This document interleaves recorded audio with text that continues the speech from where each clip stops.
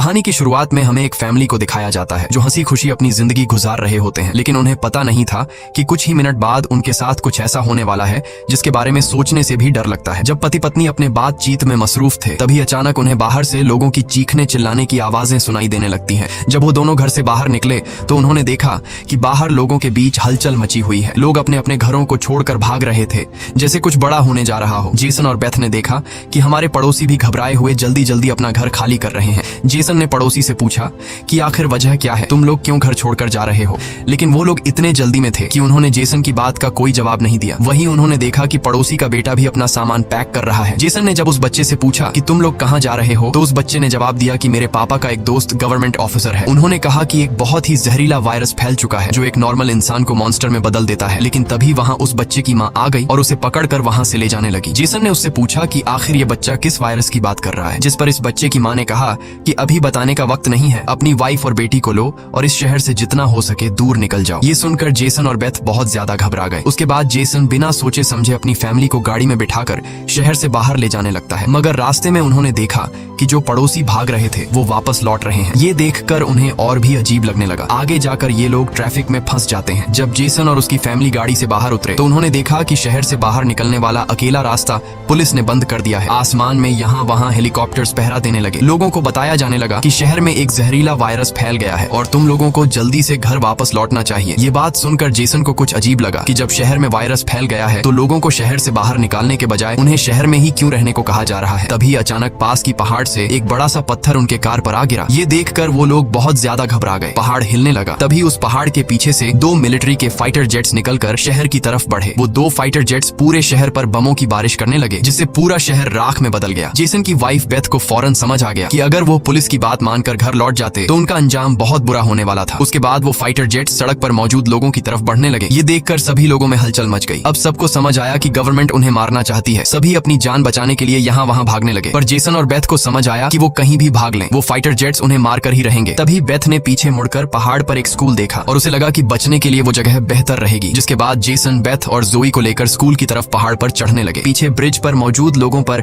Fighter jets बम गिराने लगे। ये तीनों तेजी से दौड़ते हुए स्कूल तक पहुंच जाते हैं और खुशकिस्मती से वहां उन्हें एक टनल मिल जाता है और बम धमाके से कुछ ही सेकंड पहले वो जल्दी से उस टनल में घुस जाते हैं। जैसे ही बंकर का दरवाजा बंद हुआ ऊपर एक जोरदार धमाका हुआ, लेकिन खुशकिस्मती से ये लोग बंकर के नीचे थे और इनकी जान बच गई। मगर इनके लिए हैरानी की बात ये थी कि आखिर ये कौन सा वायरस था कि गवर्नमेंट को शहर के सभी लोगों को मारना पड़ा। वो लोग कुछ भी नहीं समझ पा रहे थे। बस उन्हें ये पता चल चुका था कि अगर जिंदा रहना है तो चुपचाप बंकर में जिंदगी गुजारो। लेकिन इनके लिए परेशानी की बात ये थी कि आखिर ये लोग यहाँ कब तक जिंदगी गुजारेंगे और उन्हें पेट भरने के लिए खाने पीने का क्या करना होगा। अच्छी बात ये थी कि वहाँ ढेर सारा एक्सपायरी खाना रखा हुआ था जो 3 लोगों के लिए काफी लंबे समय तक चल सकता था। जेसन की वाइफ बेथ बहुत ज्यादा परेशान थी। वह अपनी बेटी जोई के बारे में सोचने लगती है कि अगर ये बीमार हो गई तब इसका क्या करेंगे। और बेथ दरवाजा बंद करते समय उसका हाथ भी लग गया था जिसमें काफी गहरी चोट आई थी। वो दोनों इस बात को लेकर भी घबरा रहे थे कि कहीं इस जहरीले वायरस ने उनकी बॉडी पर भी अटैक न कर लिया हो। मगर अभी ये सोचने का वक्त नहीं था। उन्हें अब इस बंकर को सेफ बनाना था ताकि ऊपर बंकर का दरवाजा कोई खोल न सके। जेसन ने लोहे की जंजीर से बंकर का दरवाजा मजबूती से बंद कर दिया और तय किया कि अब उन्हें यहीं पर छिपकर जिंदगी गुजारनी है। लेकिन जमीन के नीचे रहने का जीवन आसान नहीं था। हर दिन वही एक जैसा खाना, पीने के लिए कीचड़ से भरा हुआ पानी और खाली समय में वह ताश खेलते। बाहर की दुनिया से उनका पूरी तरह से कनेक्शन कट चुका था। कई दिनों तक यहाँ रहने के बाद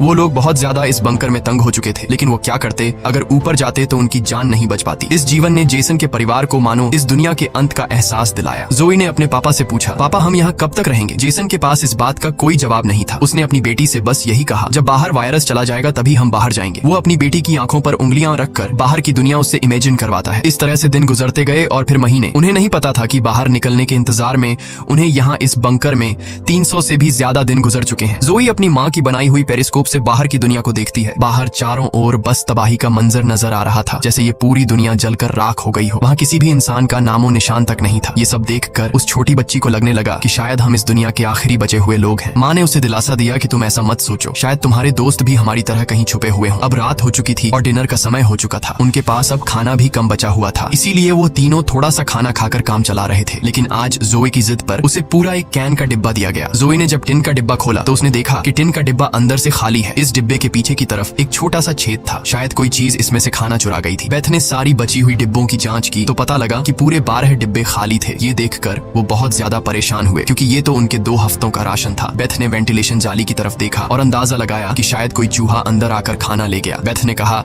कि अगर ये चूहा है तो इसे जल्द मारना पड़ेगा, नहीं तो ये हमारा सारा खाना बर्बाद कर देगा। बेटी के उदास चेहरे को देख जेसन ने उसे दिलासा दिया कि छोटी छोटी बातों से परेशान मत हो, अगर खाना खत्म हो भी गया तो मैं ऊपर जाकर कुछ सामान ले आऊंगा। अगले दिन जब जोई अपनी माँ के साथ ब्लॉक्स में खेल रही थी तभी पीछे से हल्की सी आवाज आई। जोई ने जब पीछे मुड़कर देखा तो एक चूहा फिर से टिन फूड चुराने घुस आया था। इससे पहले कि वो चूहा भाग जाता, जोई ने फौरन अपने पेरेंट्स को बुलाया। आज उन्हें इस चूहे को हर हाल में मारना था। जेसन गुस्से में चाकू निकालकर उसे टुकड़े टुकड़े करने के लिए आगे बढ़ा, लेकिन वो छोटा सा चूहा बहुत तेज निकला। वो जेसन के वार से खुद को बचाते हुए निकल भागा और टेबल पर रखी लालटीन को भी गिरा दिया। जैसे ही वो अपने बिल में घुसने वाला था तभी बेथ ने अचानक झपटा मारा और चूहे को मार दिया। वो सब चूहे को मारने की खुशी मना रहे थे कि दूसरी तरफ लालटीन के गिरने से धीरे धीरे आग बढ़ने लगी। जेसन दौड़कर उस लालटेन को बंद करने लगा, लेकिन वो लालटेन बहुत गर्म था जिससे जेसन का हाथ जल गया और लालटीन का शीशा फटने पर पूरे टेबल में आग लग गई। बेथ ने पर्दा फाड़कर आग बुझाने की कोशिश की। जेसन ने नल से आधी बाल्टी पानी निकालकर उस आग पर डाला। जैसे तैसे करके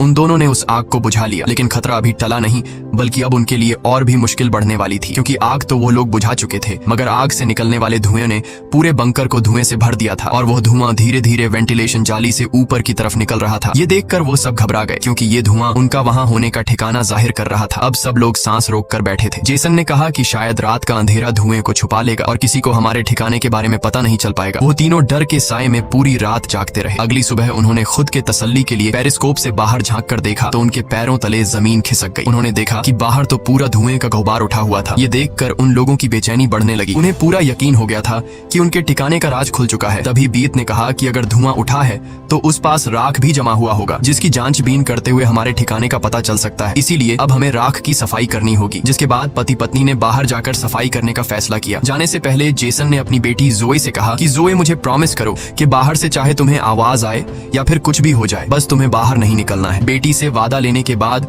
उन्होंने दरवाजे की जंजीर खोली, बाहर की आवाजों को ध्यान से सुना और जब यकीन हुआ कि बाहर कोई भी नहीं है तब दोनों ने मिलकर बंकर का दरवाजा खोला और बाहर निकल गए। अब उनकी बेटी अकेली अंदर रह गई। वो अपने पेरेंट्स का इंतजार कर रही थी, लेकिन बहुत देर तक इंतजार करने के बाद भी जब उसके माता पिता वापस नहीं आए तो उसने स्टूल पर चढ़कर दूरबीन से बाहर के हालात देखने लगी। जल्द ही उसने देखा कि उसके माता पिता बंकर के दरवाजे को छुपाने की कोशिश कर रहे थे, लेकिन तभी जोए ने कुछ ऐसा देखा जिससे उसकी सांसें गले में अटक गईं। उसने देखा कि दूर जंगल में एक काली परछाई तेजी से उनकी तरफ बढ़ रही है। बच्ची ने जोर से चिल्लाकर पापा को पीछे देखने को कहा, लेकिन दूरी बहुत ज्यादा थी। उसके माता पिता सुन ही नहीं पाए। घबराहट में बच्ची अपने डर को भूल गई और सीढ़ी पर चढ़कर बंकर से बाहर निकल आई। बाहर आते ही उसे एहसास हुआ कि उसके माता पिता अब वहाँ नहीं थे। बच्ची ने बेचैनी में जोर जोर से अपने माता पिता को पुकारना शुरू किया। तभी पीछे से अचानक उसका मुंह किसी ने दबोच लिया। ये कोई और नहीं बल्कि उसकी माँ थी। कुछ सेकंड्स बाद एक जंगली हिरण का झुंड तेजी से वहाँ से गुजरा। हालांकि वो तीनों बाल बाल बचे, लेकिन बीत का डर और ज्यादा बढ़ने लगा। इन हिरणों का इस तरह भागना जरूर किसी खतरनाक चीज से बचने की कोशिश थी। सबको खतरे का अंदाजा हुआ और वो तेजी से वापस बंकर की तरफ भागे और बंकर के अंदर घुस गए। जेसन ने लकड़ी की पट्टियों से बंकर का दरवाजा बंद किया और लोहे की जंजीर से उसे कसकर बांध लिया और सबको बिल्कुल खामोश रहने का कहा। तभी उन्होंने ऊपर से कदमों की धीमी आहट सुनी। ऐसा लग रहा था कि जैसे कोई बंकर के दरवाजे की तरफ आ रहा हो। वो कई मिनटों तक लगातार बंकर के ऊपर इधर उधर घूम रहा था। ये तीनों आहिस्ता कदमों से बंकर के दरवाजे से हटकर आगे की तरफ जाने लगे और शायद अब तक ऊपर जो भी था उसे भनक नहीं लगी थी कि नीचे बंकर में कोई है। डर के मारे जोए रोने लगी। बीत उसे चुप कराती है और कहती है कि अगर आवाज बाहर तक गई तो सब खत्म हो जाएगा। वो तीनों धीरे धीरे बंकर के दरवाजे से काफी आगे बढ़ चुके थे। वो बंकर के दरवाजे से इसलिए आगे बढ़ रहे थे कि अगर कोई ऊपर से बंकर का दरवाजा खोल भी दे तो नीचे उसे हम नजर नहीं आए। लेकिन तभी जोई ने जो गुड़िया हाथ में उठाई थी उसकी रस्सी एक स्क्रू में फंस गई। वह स्क्रू धीरे धीरे ढीला होने लगा। ये देखकर जेसन और बीत की सांसें अटक गई क्योंकि वह रस्सी गुड़िया में लगी आवाज के स्विच से जुड़ी थी। इससे पहले कि वह कुछ कर पाते वह स्क्रू एक झटके से निकल गया और उसी पल तेजी से गुड़िया के अंदर से आवाजें आने लगी। जेसन ने फौरन उस गुड़िया को चीर डाला और उसके अंदर स्पीकर को तोड़ दिया, लेकिन अब बहुत देर हो चुकी थी। ऊपर जो चीज उनका पीछा कर रही थी उससे उनकी भनक लग चुकी थी। अचानक ऊपर से जोर की टक्कर की आवाज आई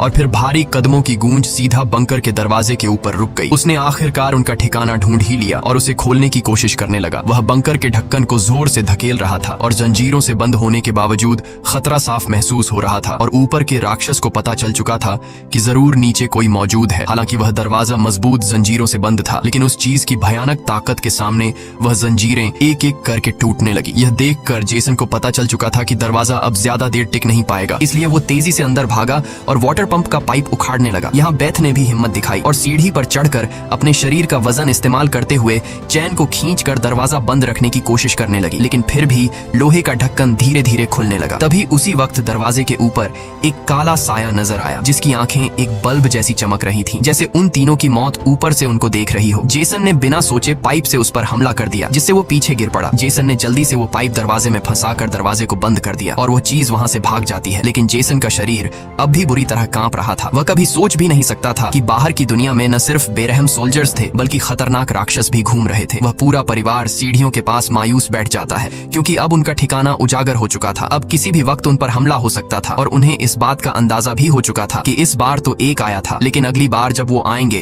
तो उनकी तादाद काफी ज्यादा होगी और हम उनके सामने कुछ नहीं कर पाएंगे। थोड़ी देर बाद अचानक अलमारी हिलने लगी। जेसन और बेथ समझ गए कि उसने अपने बाकी साथियों को भी बुला लिया है। ऊपर से तेज कदमों की आवाजें सुनाई देने लगी, मानो हजारों जीव उनके सिर पर दौड़ रहे हों। फिर वह सभी बंकर के दरवाजे पर इकट्ठा हो गए। उनके डर से नीचे जेसन, बेथ और जोए कांप रहे थे। तभी उन्होंने अचानक एक जबरदस्त हमला शुरू कर दिया। इस बार की ताकत पहले से कहीं ज्यादा थी। मजबूत लोहे का दरवाजा टूटकर नीचे गिरा और बंकर के दरवाजे पर ढेर सारी आंखें चमकने लगी, जिसे वह लोग डर के मारे पीछे की तरफ भागने लगे, लेकिन वह राक्षस भी उनके पीछे चलते आ रहे थे। बेथ ने अपनी तेल की लैंप फेंक दी और उनके और अपने बीच पर्दे में आग लगा दी और अलमारी को पकड़कर दोनों ने उनके बीच रास्ते को ब्लॉक कर दिया। वह सभी तेजी से बंकर के अंदर की तरफ भागने लगे, पर वह लोग जानते थे कि यह सब उन्हें ज्यादा देर नहीं रोक सकते। उनके पास अब बचने का कोई रास्ता नहीं था। तभी बच्ची को जमीन की ओर खुलने वाला एक वेंटिलेशन दिखाई दिया। जेसन ने ताकत से उसे तोड़ा और पूरी जान लगाकर अपनी पत्नी और बेटी को बाहर की ओर धकेल दिया, लेकिन जब खुद बाहर निकलने की कोशिश की तो तंग जगह के कारण वह अटक गया। दूसरी तरफ राक्षस उसकी ओर बढ़ रहे थे। अब जैसे तैसे करके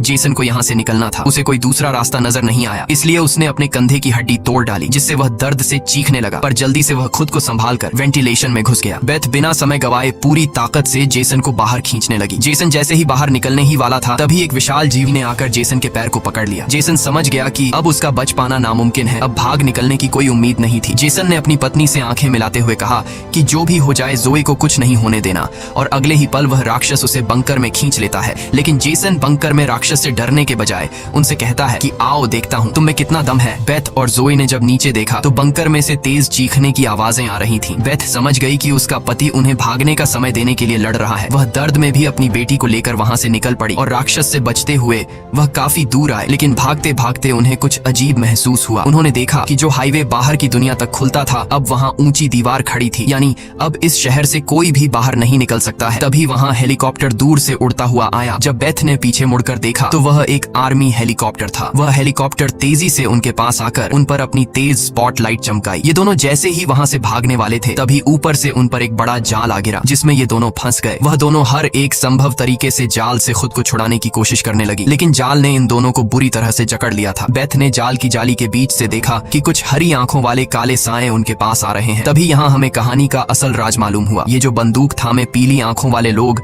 जिसे हम राक्षस समझ रहे थे, ये असल में कोई एलियन या फिर वायरस से इन्फेक्टेड लोग नहीं थे, बल्कि ये तो मिलिट्री के सोल्जर्स थे, जो गैस मास्क और नाइट विजन ग्लासेस लगाए हुए थे। वही आंखें जिसकी पीली चमक उन्हें किसी दूसरी दुनिया का दिखा रही थी। लेकिन सवाल आता है कि आखिर आर्मी वाले इन लोगों के जान के दुश्मन क्यों बने हुए थे? ये सारा राज आपको आगे की थोड़ी सी बची हुई स्टोरी में मालूम पड़ जाएगा। अब बेथ और जोए दोनों इन सोल्जर्स के कंट्रोल में थे। इनमें से एक सोल्जर ने एक बड़ी सी इंजेक्शन निकाली और दोनों के गले में बारी बारी से छुपा दी। जब इनके ब्लड को टेस्ट किया गया तो पता लगा कि ये दोनों भी जहरीले वायरस से इन्फेक्टेड हैं, जिसका मतलब कि ये दोनों इस धरती के लिए एक खतरा हैं, यानी अब इन्हें मार दिया जाएगा। असल में जब वायरस पहली बार फैला था, तभी इस छोटे से शहर के कई लोग इसकी चपेट में आ चुके थे। ये वायरस हवा से फैलता था और ये वायरस एक इंसान से दूसरे इंसान को बहुत ही जल्दी लग जाता। इन्फेक्टेड लोग खुद भी नहीं जानते थे कि वो बीमार है और गवर्नमेंट के पास इस वायरस को रोकने का कोई एंटीडोट नहीं था। इन्फेक्टेड लोगों को मारने के अलावा गवर्नमेंट के पास दूसरा कोई रास्ता नहीं था। बेथ रो रो कर कहती है कि प्लीज मेरी बच्ची को जाने दो। जब बेथ ने देखा कि ये सोल्जर्स उसकी छोटी बेटी को भी नहीं छोड़ने वाले, तो वो पूरी तरह गुस्से में आ गई। उसके चेहरे पर काले निशान उभरने लगे, लेकिन इससे पहले कि वो कुछ कर पाती, एक सोल्जर की गर्दन से खून का फव्वारा फूट पड़ा। वो कोई और नहीं